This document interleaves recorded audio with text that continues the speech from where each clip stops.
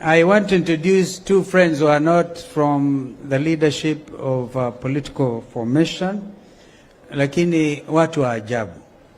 They are very much close to Senator Agnes Kavindu, who is herself a prophetess. She's never afraid of that. I just want to recognize our brother Apostle Collins Musembi. Bishop Obonyo, you may be interested to know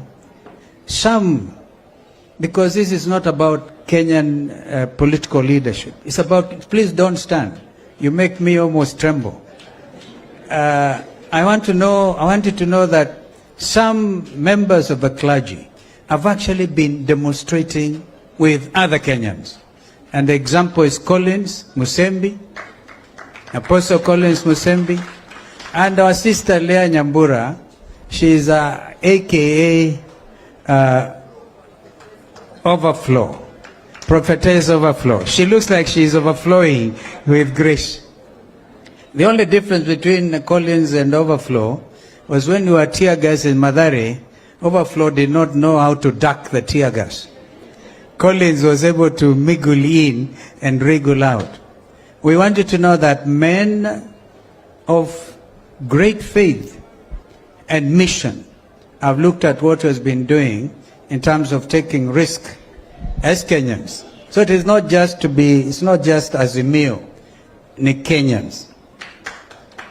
Naomba tu niseme kwamba and I want to suggest perhaps the music team, I'll do this if you don't mind. It's good that Wi-Fi is perfect here. Google the words. Yeah, because I want us to really sing after my small presentation. Stand up for Jesus. Please Google that, because I'll be asking us to sing. Because we're also celebrating 20 years. Bishop Obonyo, this is our celebration, standing for Jesus. Because men and women have been standing for themselves. And so, God in His wisdom, through some songwriters, did us amazing. And I want you to look at the lyrics. The lyrics, stand up for Jesus. I will lead in the singing. I love singing. But before that, Psalms 21, verse 11. Though they plan evil against you, though they devise mischief, they will not succeed. For you will put them to flight. You will aim at their faces with your bows. This is, again, a celebratory message from the writer of Psalms. And sometimes it was King David himself, as you know, the great man to whom you referred. Now, Apostle or Bishop Obonyo, you have great memory. In your printed program, I think you have met with the leadership of this country. I've seen you have met with the immediate former President Uhuru Kenyatta. I see you met with my brother Raila Odinga. And I think you came to my office. It must have been when I was in the Foreign Office, I think, 23 years ago, 20 years ago, after the 202 most democratic elections in our country. Kumbukeni wakati Raila kasema Kibaki si anatosha. That's when I went in as Foreign Minister in 2003, and I think that's when you came to my office and we gave you our blessings. 20 years ago, you have seen the young men who came dancing. They beat Mawathe completely at it. And you, Bishop, and I, because these are the millennials, and they are very flexible. And so, wonderful men and women, products of great faith and mission, a sense of mission. So I congratulate you, Bishop Obonyo and Mama, and the congregation. We have even seen that Kano Rasanga, I think when last we came here, Kano Rasanga was with us. Great testimony that you prayed for him, you really helped him in so many ways, became Governor Siaya, and he did his 10 years. So when we come, like we have come today, we come with great humility. And we know right now there are lots of doubts in the minds of Kenyans as a result of what happened at Shakahola. Kenyans are asking simple questions. Is it true? Is it that there are men and women misusing the name of God? Is it cults or what? I want to remind you, when you came to house number 100 Southland, you really know me. By the way, bring your greetings from my wife Pauline. Continue to pray for her, so that again, God will heal her in His time. It was then, I think I was Deputy Speaker of the National Assembly. And no, I think either that or I was practicing law from my offices in Church House, near the former American Embassy opposite there. And I was also doing work with the Scripture Union. And I registered Redeemed Gospel Church. Since you are sent by Archbishop Kitonga, you must have been bringing those papers, so that I registered Redeemed Gospel Church. I'm happy that I did not register a cult. Please give me a clap. I also registered Crisco.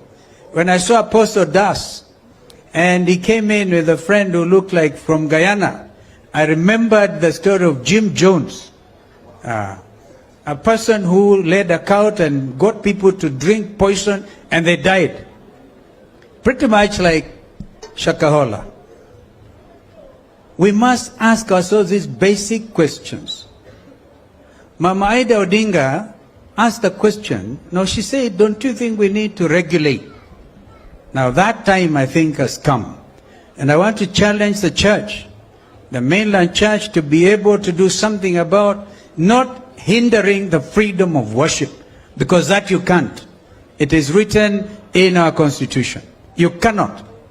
And so, I want to tell you that even those cults, so to speak, if they are worshipping, you may find it difficult to stop them. But one thing, the government is not a cult.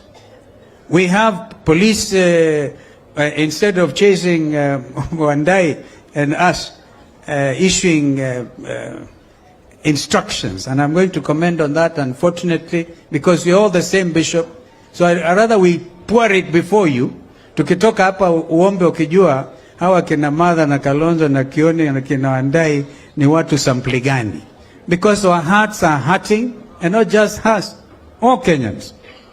So, you ask yourselves, in Kilifi, where this thing happened, there is a chief, assistant chief, na of course intelligence, the whole government network. I don't think it is enough, my learned junior brother, Kindiki, to just have gone there and said, I'm changing. There's something basically wrong. This has taken a very long time to happen. It did not just happen. So somehow, as Wandai was quoted today saying, if in a functioning government, this cannot happen. So that we don't end up saying a cult. A cult, somebody worshipping God upside down, is guaranteed under the Constitution, but they are not allowed to take lives. They are not allowed to take lives, because that becomes something else. So I just wanted to comment to that extent on what has clearly been happening, and we wish you well. May your next 20 years bring with them tremendous soul harvesting and growth. Mother blessed your office. You said, oh, forgive my small office. And she said, utabarikiwa mpaka ushangae. This congregation will grow. We may not come every day, as you said, every Sunday, but once in a year we can come. You notice when I came, I said, hey, Bishop, hamujaenda sana. Next time we come, we want to worship not under the tent, but in there, in God's name. So, the next 20 years, if our Lord tarries, na vile askofu kutoka Tanzania alihubiri, mimi nilifurahi sana. Yaani watu wanapatwa na shida mpaka mtu anasema Yesu kuja na kuja wewe mwenyewe usitumane. There are songs to that effect. Usitume mtu, kuja wewe mwenyewe. And of course he will take his time because he's God. So as long as he doesn't come quickly, we'll do our best. Mkora alionekana ameiba akapata pesa nyingi zaidi, alafu akaambiwa, akahubiriwa the gospel of salvation, akasema okoka. Akasema jameni, yani unasema Yesu anakuja, kwa nini hakuja wakati nilikuwa maskini, nao nimepata mali? So all kinds of things, but these are holy jokes. I've just finished a book, reading a book called Spare. No, I'm just going to finish it today. In fact, I read it up to 4 o'clock this morning. Spare is talk about the British monarchy. Prince Harold, Duke of Sussex, who now lives somewhere in California because he had to flee because of so much, just because he got married to an African. Waingereza wakaona sasa naharibu mambo ya urithi, all that. Beautiful reading, and it's a big book. But yesterday I read to a place where alienda kumuona a famous British musician called Elton John. How many of you have heard of Elton John? How many of you know that Elton John is gay? Ah, okay. Yeah. So the young man in his writing says he went to meet Elton John in France with his family. And they said he met him with his husband. Now, those words are still ringing in my mind. So when God created man, you know, there's that creation, I think, in the spiritual and then the physical.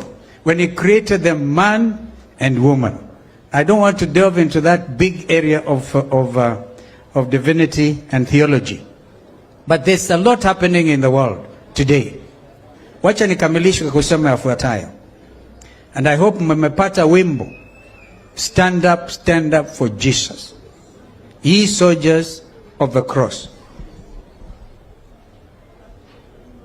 Allow me to also just lead you through. I promised to read you. Wow.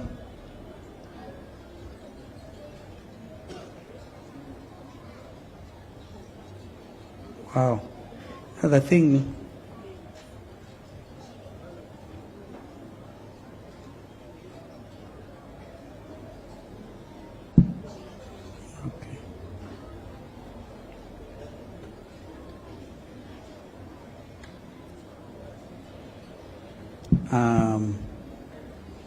The lyrics, stand up, I'll read them.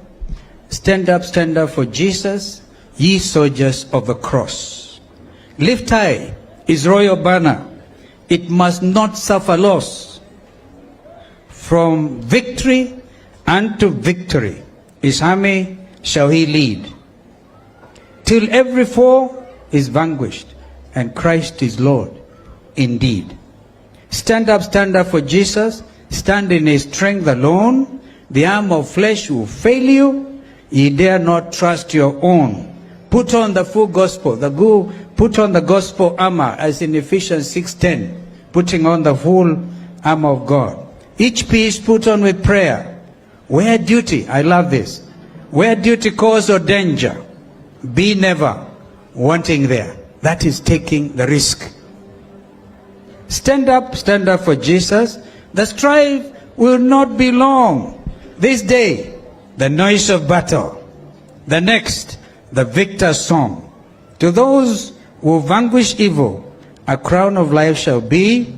They with the King of glory shall reign forever.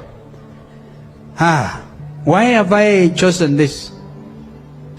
I hear the police have already issued an edict.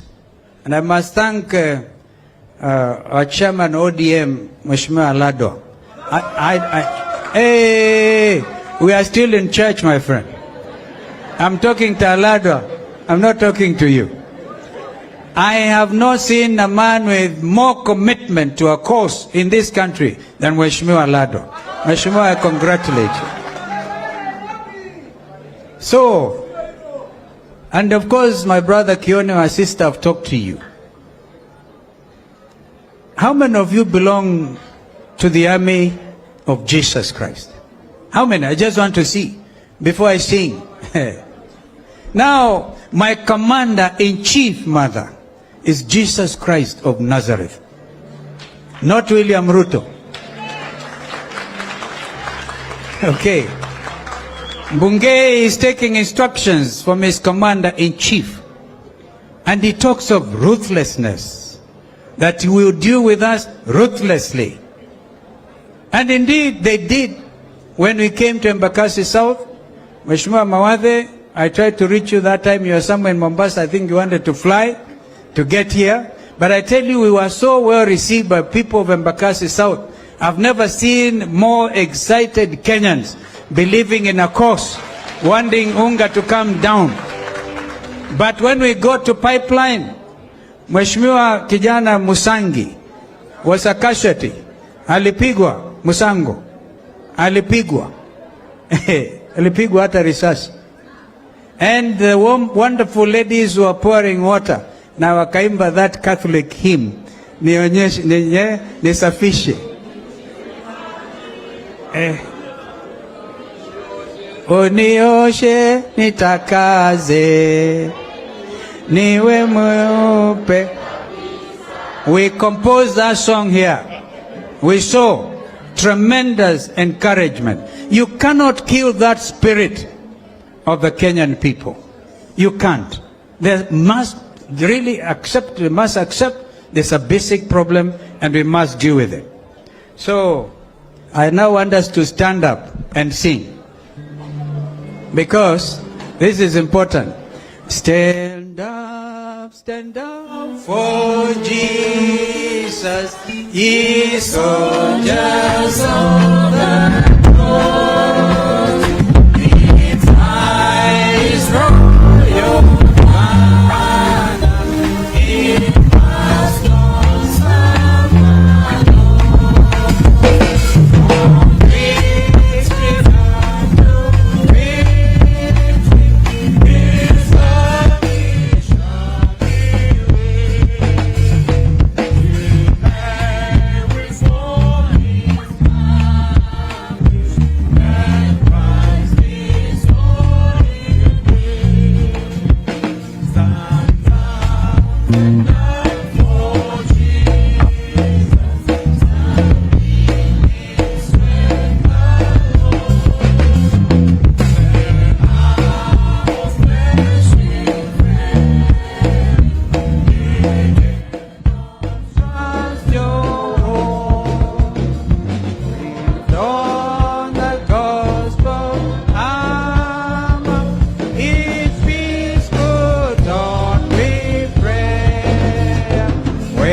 duty cause of danger, be never wanting there.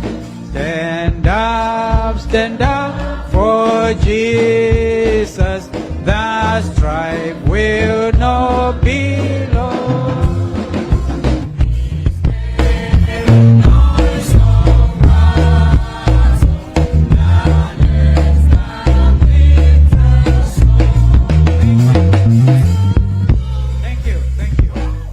The time. I see that you all are conversant. This battle will not be long. On Tuesday, Bugays and Comes tear gas. The next, the victor's song. We stand up for Jesus. And yet, as mother said, we are open. We said it, we are open to dialogue. We gave our 7 names. One of the members is here, Mheshimiwa Mili, a senior legal practitioner, and others. And all there is, I see they have issued a statement. This is my advice. This is my advice to William Ruto, as a younger brother. Because you got to a stage where William was saying, Steve, our bigger brother. He likes to call us our brother. And now he called Raila his brother. No longer Mutu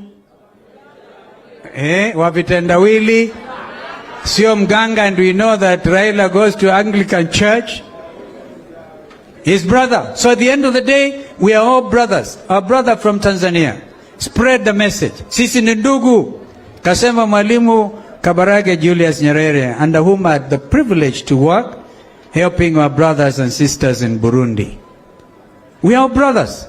My advice to my brother William Ruto, you have already announced that you can drop Kenyan from the list of 14.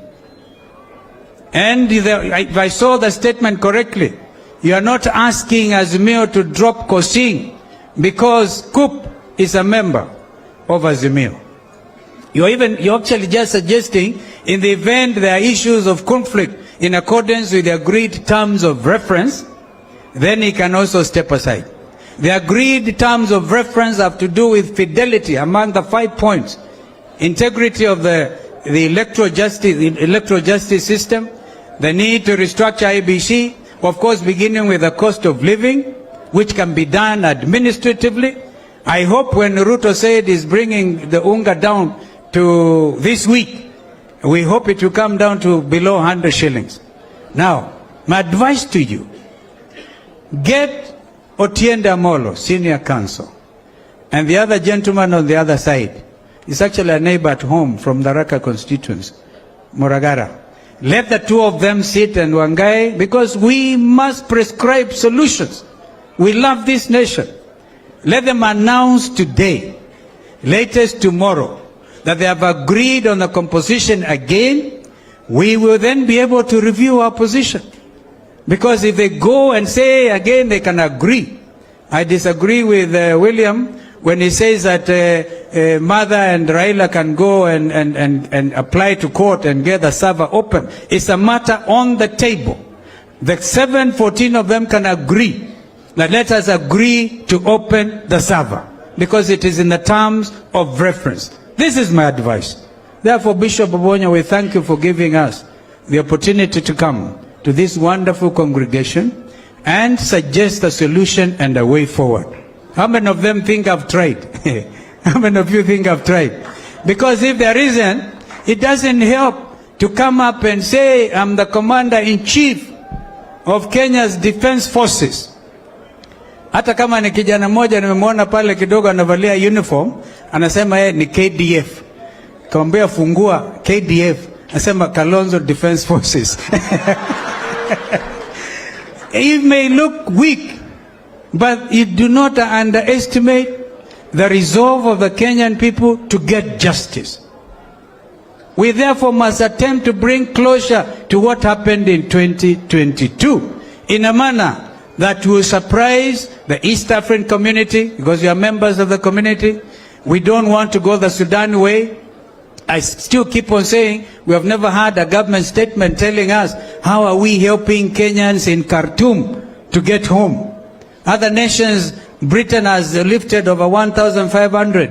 Wengine wana drive from Khartoum. I don't know how many of you have been to Khartoum. To the border with Egypt is over 1,000 kilometers. To get to the Port Sudan, which is the port city of Sudan, is another 800 kilometers.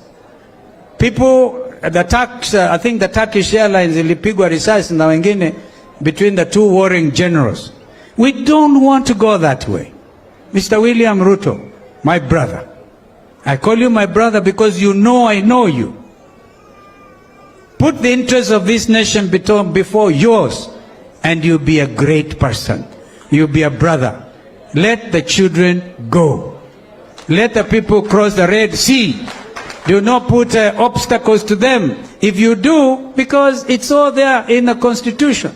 Kenyans are an amazing people. We negotiated an amazing Constitution, which is acclaimed as one of the best in the world. Constitution 2010.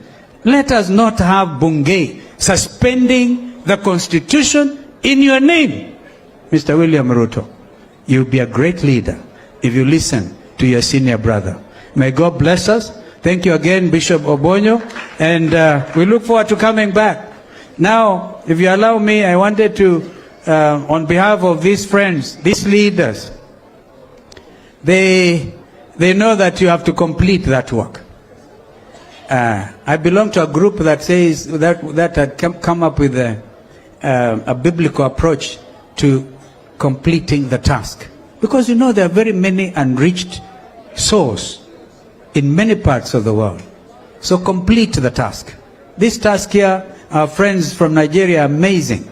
The sense of worship. I used to want to believe that Kenya was supposed to be the springboard for outreach, the gospel outreach across the African continent.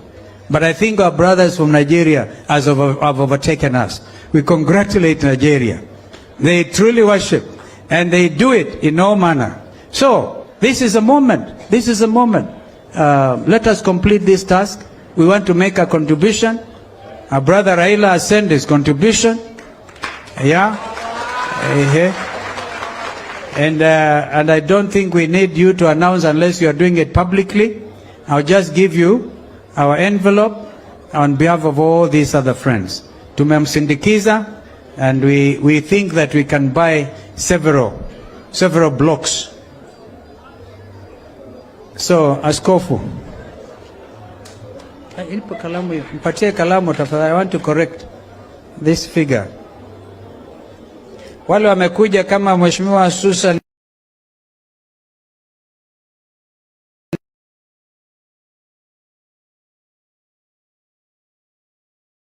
kama Mheshimiwa Susan